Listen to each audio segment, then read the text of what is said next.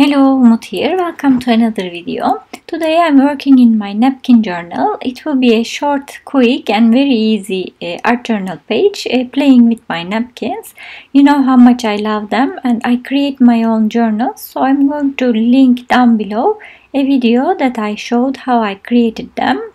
And I have a full playlist of napkin journals. I'm going to link it down below too, so you can see many of them if you're interested.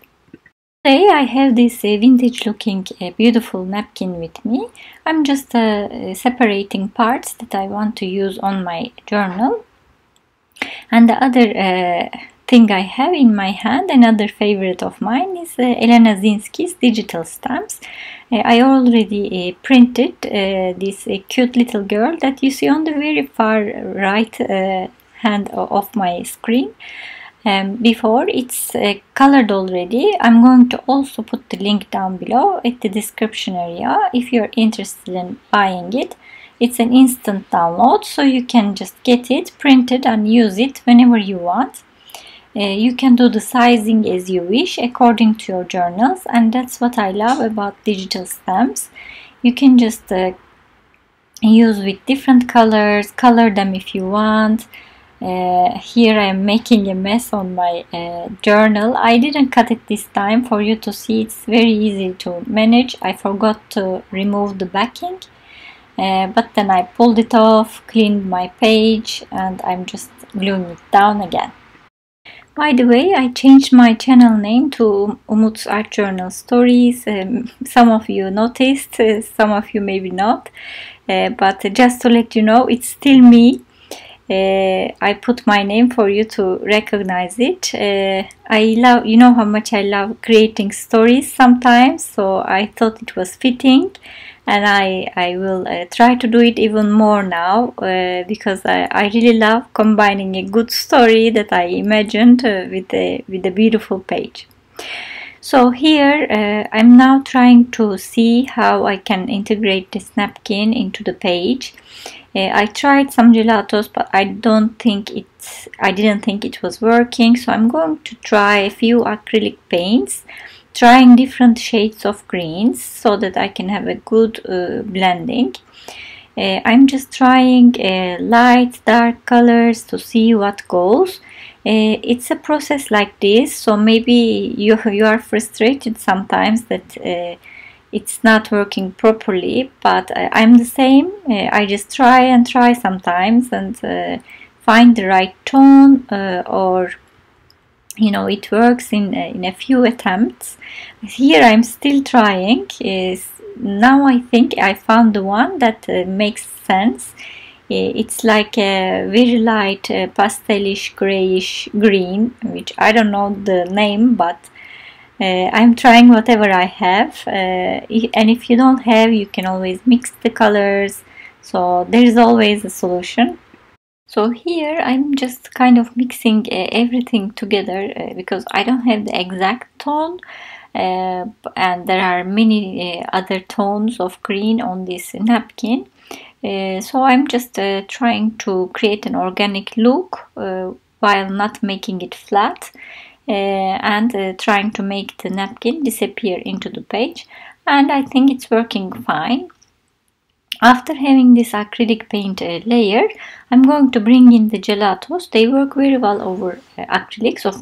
Of course, I dried this page first, and they work very well on gesso when you make the surface non-porous. It works the same with acrylics. So when you work on acrylics with gelatos or gel crayons, the same type of crayons, they work quite well. As you see here, I can change the tones and make it more interesting, playing with the tones, yellows, light greens and everything, so that helps again bring some more interest and blend the napkin inside. I'm using some tones of yellow because the birds are yellow and there are some highlights, and of course bringing in yellow makes it a little bit lighter, so I like it. I'm bringing this veneered stencil from Crafters Workshop, and I'm going to use my cocoa rich cocoa ink pad from Memento. This is an ink that's archival, like it's permanent. It's not like distress inks, so it's not going to move. I'm just going to use this over the background. Again, everything is dry, to even blend the napkin more and make it one big scenery. And I'm doing some splashes with the lightest green that I used, so that everything comes together. And this is a cheesecake color, which is like a light yellow, like you see on the page. I'm going to do some splashes with it as well, again to bring some energy and bring everything together. Now I'm using my girl, and the name I gave to my girl is Vintage Vivian. So meet her. She's just taking a stroll in the countryside when the birds are chirping, and she just got a letter from her fiance that you see on the left, and her fiance is George. So he just sent a letter, and he's going to arrive on the weekend, and she's dreaming about the plans with him.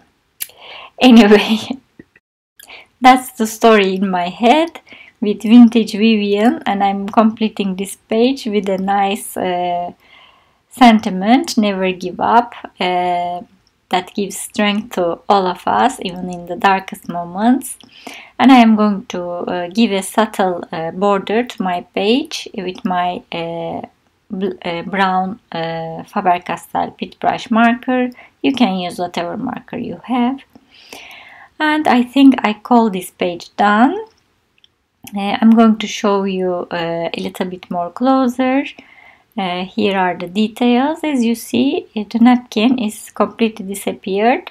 The colors go with my vintage Vivian girl that I got from Elena Zinsky Art. And you will find all the links down below for the products I used. I buy my napkins from napkinshop.co.uk. I have a discount code, so you can use it. You will find that information at the description area as well. Thank you so much for watching, and see you next time.